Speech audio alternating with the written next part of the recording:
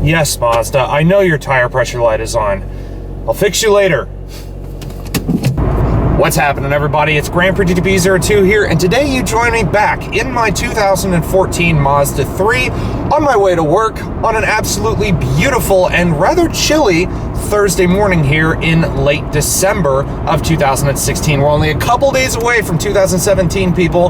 2016 is almost over, the year everybody seems to be dreading already.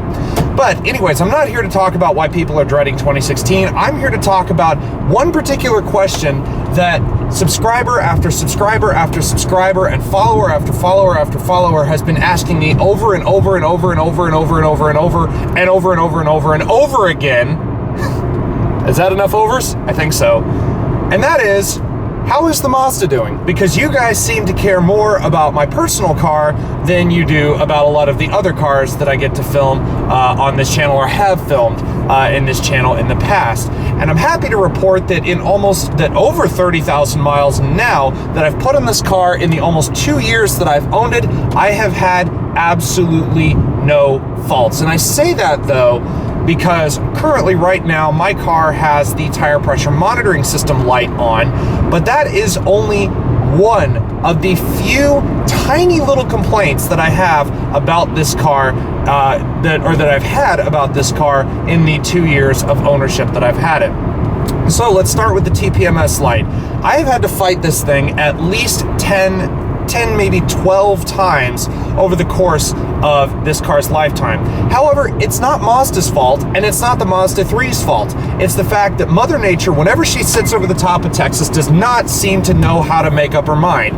I mean, it was only a couple of weeks ago, it was like 30 degrees one day with a wind chill almost in the teens, which is unreal for the Houston area, this far south in the Lone Star State. And then like a couple days later, it was 65 to 70 degrees and humid as all get out, and the possibility of rain showers and thunderstorms, which is pretty typical Texas weather if you ask me. So over the course of a couple days, it changed so drastically. And as many people may know, when you have drastic changes in weather like that, that of course means that your car is going to respond differently. I'm not just talking about the fact you could possibly do cold starts on a colder day. I'm talking about the fact that it will mess with some of your car's electronics, such as the tire pressure monitoring system, because your tires have to be inflated differently for different types of the year. So during the summer, you may have your tires inflated less or inflated more. Same thing with winter, same thing with fall. However the temperature changes is usually how you will adjust, your tire pressures and whatnot to prep your car for whatever season that may be. Now, for some reason, my car just never seems to know what is the right tire pressures for this car, because that light just keeps going on and off and on and off, and it only turns off when I take it to Mazda and have them reset the tire pressures after they've done it properly, or I do it myself and have the tire pressures measured by somebody at my dealership. Either way, that light has been nothing but a constant annoyance. I'm about ready to rip it out of the dashboard, but it is kind of necessary anyways. So, moving on from that, almost missed a gear there, good Lord. Moving on from that, let's move on to squeaks and rattles, because as with any car, they're going to develop a few over the years. Now, this car is, I believe, 3 years old already. I think it was built in 2013 as a 14, or maybe it was built in 2014, I forget. I have to check the door sticker. Maybe I'm thinking of my mom's car, I don't know. My mom's car was built in 2014 as a 15. Anyways, point being, there have been a few squeaks and rattles that I've noticed with this car over the course of its lifetime or its ownership with me. The first ones are the door speakers. Not so much the speakers themselves, but the door speaker grills when I listen to my music. And quite frankly, being somebody that likes electronic music, EDM, glitch hop, dubstep, that kind of stuff, as I'm sure a lot of you guys know by a lot of my intro music that I play during a lot of my videos, I like to listen to it a little bit louder than most people would normally do, and that of course can take its toll on a car's stereo system. Now, I do plan on upgrading these speakers at some point in the future, because let's face it, the stock ones are just no. I mean, if I got the Bose system in this car, that would be nice, but that's a whole different matter. But the door speakers have started rattling. I've heard a couple ones coming from the ones up here in the dash, these speaker grills up here, especially the one in the middle. I hear that rattling a lot.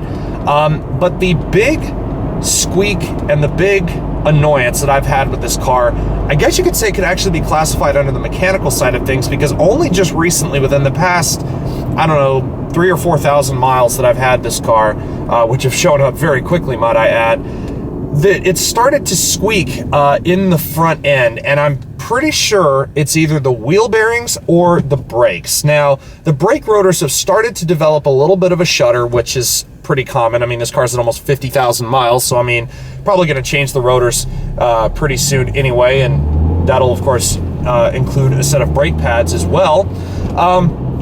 But on that note, that's really the only thing that's mechanically making any kind of noise. And the only other thing that I can think of off the top of my head with this car is ever since this car got rear-ended back in July, for the second time the back end of this car has been hit.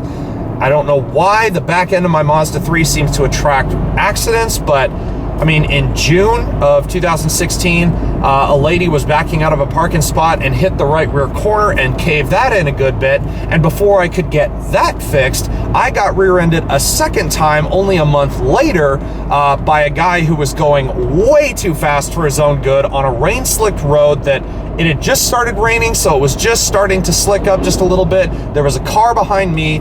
He slammed into that car with a pretty good amount of force and shoved that car into the rear end of mine. So this car spent like a month in the body shop, which is where I actually got two of my reviews from, the 2016 Chrysler 200 and the 2016 Toyota Camry SE. Those are both of my rental cars for that entire length of time that I had this car in the body shop. But point being, since I got this car back from the body shop, and I've taken it to Mazda about this, and they've said everything's fine, kind of using my butt sensor here, if you can call it that just for shits and giggles, the left rear corner of my car where this thing actually got hit the second time, and the more severe impact no less, the wheel has kind of had a slight bit of a wobble to it. It's not bad, but it's noticeable on smoother road surfaces like the one I'm on now, which there aren't very many smooth road surfaces in Houston. And thank you, Jeep Grand Cherokee, for almost running me off the road. Stupid drivers in Houston. I have no idea why these people drive the way they do. Anyways, so that's about the worst of the issues that I've had with this car. Other than that, I've had absolutely no check engine lights. I've had no major maintenance issues. I have had to take this car in for one recall that was put out by Mazda about a few months after I got it. And that was the stupidest thing, and I'm going to say this in full because I think you guys will find this rather ridiculous. If I were to drive this car like a complete nutcase in temperatures under 32 degrees, the engine light will start flashing and a noticeable misfire will occur. Well, it rarely gets under 32 degrees here in Houston. In fact, the coldest I think I've ever felt was like last week.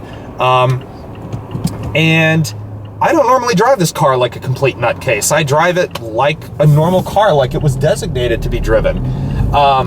And so Mazda, of course, did a few little recalls, and they did like some emissions remapping or something like that on the engine. And ever since then, it's been absolutely fine.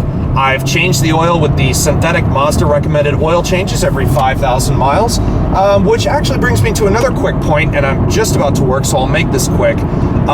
If you're going to buy one of these, one of the maintenance costs that I think you're going to run into is the oil change. Because if you do everything the way Mazda recommends it, and this is through Mazda themselves, it's not through a dealership, this is through what Mazda themselves recommends, you will spend about $100 per oil change. Now that sounds expensive for just an oil change, but let's face it, when you change the oil in this car at a Mazda dealer, they don't just change the oil. They of course change the oil filter, but they also rotate my tires every 5,000 miles. So I have 4 brand new ones on this thing that are only about 10 or 15,000 miles old. Yeah, rotate the tires, wash it, clean it, do a full walk-around inspection of the vehicle when you very first get there, so on and so forth. And like I said, If you do that every 5,000 miles, you're absolutely golden. But like I said, it does get expensive at about $100 every time I go to the dealership. And that's assuming I don't take it to someplace like Quick Car because, well, let's face it, I don't trust a lot of these mom and pop kind of stores nowadays. But anyways, guys, as you can see out the window, I have now arrived here at work. So thanks for sticking around for me rambling on and finally answering the question that so many people have been asking me over and over again, which is, how's the Mazda doing? Now, hopefully I will do more updates like this as the mileage continues to roll up. I may plan on doing a few modifications to this car in the future. I'm not sure how near in the future, but in the future no less. So stick around, there will be videos on those as well. And of course, stick around for all the fun kinds of reviews that may come from this channel in the future. Now, if I don't see you guys again before the beginning of 2017, I wish you all a happy new year. Stay safe on the roads. Don't drive drunk, because I know some of you are probably going to be partying it up on New Year's Day, or New Year's Eve at least. So stay safe, don't drink and drive, and I will see you guys in the next year. Take care, everybody. We'll see you soon.